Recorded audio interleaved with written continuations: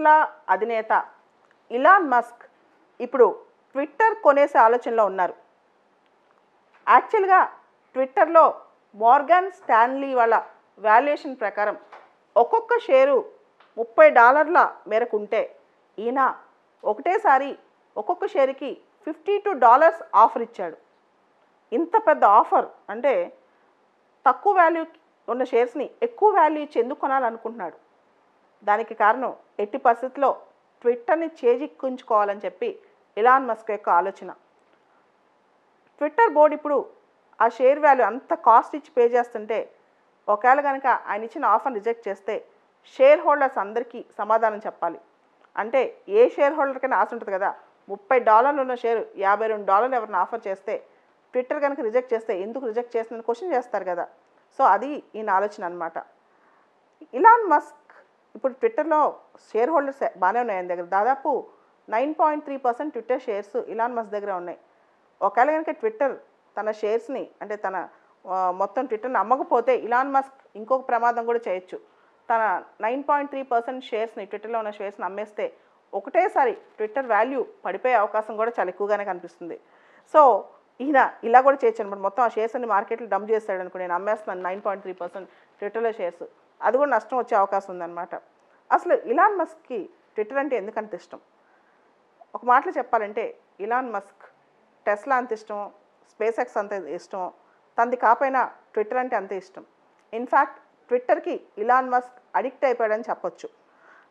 ఆయనకు ఒక ఆలోచన, ట్విట్టర్లో ఉన్న అలోగరిథమ్స్ మార్చాలి అని చెప్పి. చాలా అంటే రైటిస్ట్ ఆలోచనలు ఇవన్నీ ఫిల్టర్ చేస్తుంది ట్విట్టర్. లిబరల్ భావజాలంలోకి వెళ్ళిపోతుంది, అంతా బాగానే ఉంది. కానీ కొన్ని అలోగరిథమ్స్ కోడింగ్లో చాలా ఫిల్టర్ అయిపోతున్నాయి, తెలివిగా ట్విట్టర్ చాలా ఫిల్టర్ చేస్తుందని చెప్పి ఆయనకి ఆలోచన ఉందన్నమాట. ఒకవేళ నిజంగా ట్విట్టర్ని కనుక ఇలాన్ మస్క్ కొనేస్తే ఏమో ట్రంప్ మళ్ళా ట్విట్టర్లోకి enter అయిపోతాడేమో.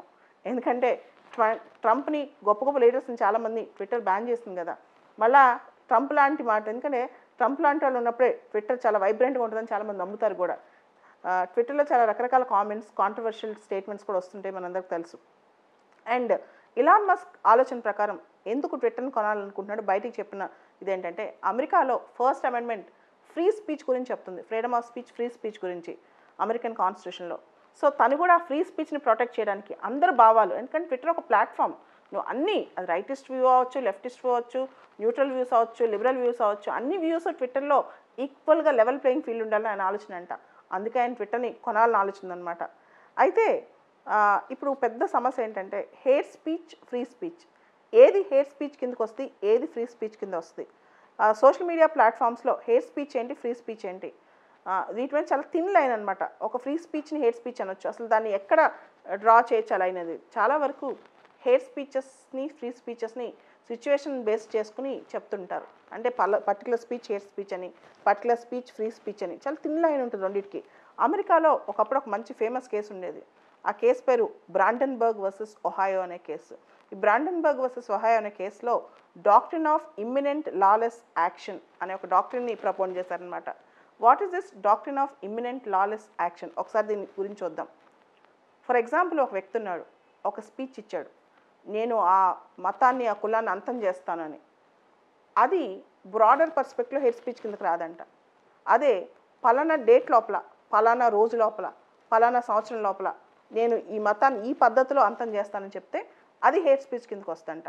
So Shriya Singhal versus union of India అనే కేసులో సుప్రీంకోర్టు ఈ doctrine of imminent lawless action అనే డాక్ట్రిన్ అప్లై చేసిందనమాట. సెక్షన్ 66A ఆఫ్ ఐటీ యాక్ట్ని కొట్టేసింది. మీకు తెలుసు, section 66A of IT act ఇంతకుముందు ఫేస్బుక్లో ఒక స్టేట్మెంట్ రాసాం అనుకోండి, నాకు పలానా వ్యక్తి నచ్చలేదు, లేదా పలానా వ్యక్తి తప్పు చేశాడు, ఇలాంటివన్నీ కూడా తీసుకెళ్లి కేసులు పెట్టి అరెస్ట్ చేయించవచ్చు. సో దాన్ని Shriya Singhal versus union of ఇండియాలో సెక్షన్ 66A ఆఫ్ ఐటీ యాక్ట్ని తీసేస్తుంది అనమాట. అంటే సోషల్ మీడియా ప్లాట్ఫామ్స్లో నీ ఒపీనియన్ ఇవ్వచ్చు, దానికి ప్రతిదీ హేట్ స్పీచ్ కింద రాదు, ప్రతి దాని మీద కేసు వేయలేమన్నమాట. సో అది కొట్టేటప్పుడు కోర్టు చెప్పింది, జనరిక్ స్టేట్మెంట్ ఇచ్చినప్పుడు, ఏదైనా ఒక ఒపీనియన్ చెప్పినప్పుడు అది హేట్ స్పీచ్ కిందకి రాదు.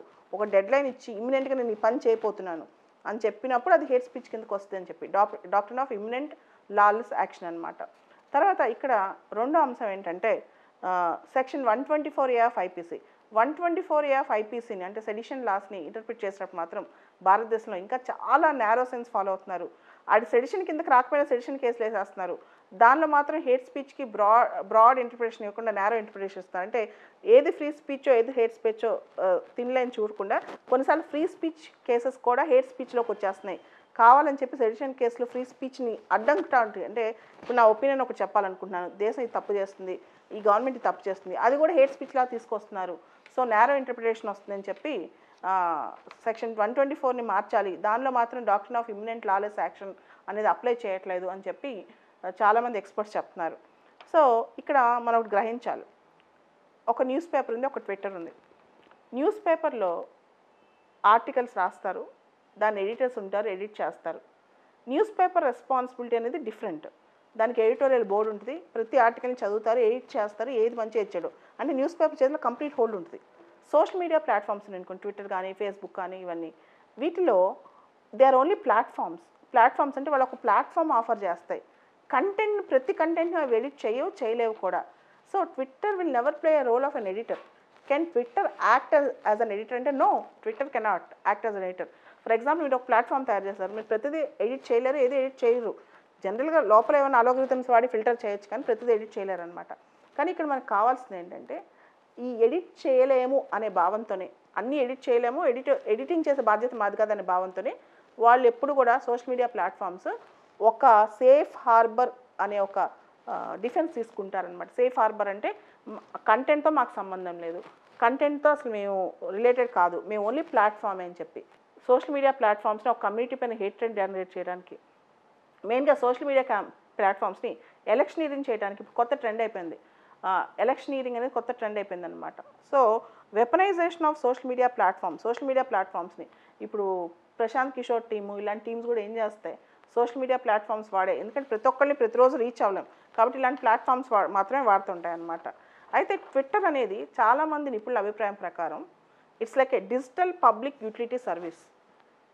దాన్ని అది జడ్జి చేయదు, అది ఎడిట్ చేయదు, అది కంటెంట్ జనరేట్ చేయదు, ఎవరో జనరేట్ చేసిన కంటెంట్ అక్కడ పబ్లిష్ చేస్తుంది అంతే.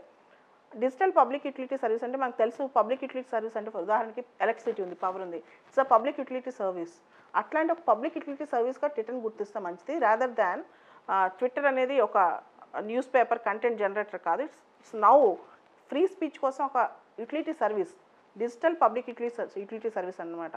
మనం ట్విట్టర్ని ఆ విధంగా అర్థం చేసుకుంటే, ట్విట్టర్ని ఇప్పుడు ఎవరైనా కొనేసుకున్నారనుకోండి, ఆ తర్వాత పరిస్థితి ఏంటో ఒకసారి ఆలోచించండి. కంప్లీట్ ట్విట్టర్ షేర్స్ అన్ని ఒకే వ్యక్తి కొనేస్తే నెక్స్ట్ ట్విట్టర్ని ఆ వ్యక్తి కంప్లీట్గా కంట్రోల్ చేయడా, తన అభిప్రాయాలన్నీ ట్విట్టర్లోకి రావా, తను చేయాల్సిన ఫిల్టర్స్ చేయరా, ఇలాంటి మస్కనే కాదు రేపు ఇంకోళ్ళు కొనుక్కోవచ్చు. ఇవన్నీ కూడా మనం క్వశ్చన్ చేయాల్సిన అంశాలు. ఓవరాల్గా social media is a double edged sword. Social media అనేది రెండు వైపులా పదున్న కత్తి వంటిది. దాన్ని ఎంత జాగ్రత్తగా వాడుకుంటే అంత మంచిది. మిస్యూటిలైజ్ చేసుకుని దాని కనుక ఎక్స్ట్రీమ్ కంటెంట్స్ రాసి దానికి ఒకటే భావజాలం వాళ్ళు దాన్ని కొనుక్కుని, లేదా ఒకటే భావజాలం ఇప్పుడు ప్రమోట్ చేస్తుంటే భవిష్యత్తు, ఎందుకంటే మనిషి ఒక 10 సార్లు అబద్ధం చెప్పిన తర్వాత అబద్ధం కూడా నిజం అవుతుంది. ఒక 10 సార్లు ఒక ఫీడ్ ఒక మైండ్లోకి వెళ్ళిన తర్వాత అది కూడా కంటెంట్ జనరేట్ అవుతుంటుంది అనమాట. ఓవరాల్గా సోషల్ మీడియా ప్లాట్ఫామ్స్ మీద రెగ్యులేషన్స్ ఎవరు తేవాలి, who should bell the cat, and most of them are transnational. చాలా వరకు అవి ట్రాన్స్నేషనల్ ప్లాట్ఫామ్స్, అంటే ఒక దేశం నుంచి జనరేట్ అయిన ఇంకో దేశానికి వెళ్తాయి. ఏ లా కిందకి అవి వస్తాయి, ఇంటర్నేషనల్ సిస్టమ్స్ ఉన్నాయా, ఇంటర్నేషనల్ కన్వెన్షన్స్ ఉన్నాయా అనేది కూడా పెద్ద క్వశ్చన్ అనమాట. వీటన్నిటికీ ఇమీడియట్గా గవర్నమెంట్స్ యాక్షన్ తీసుకోవాలి.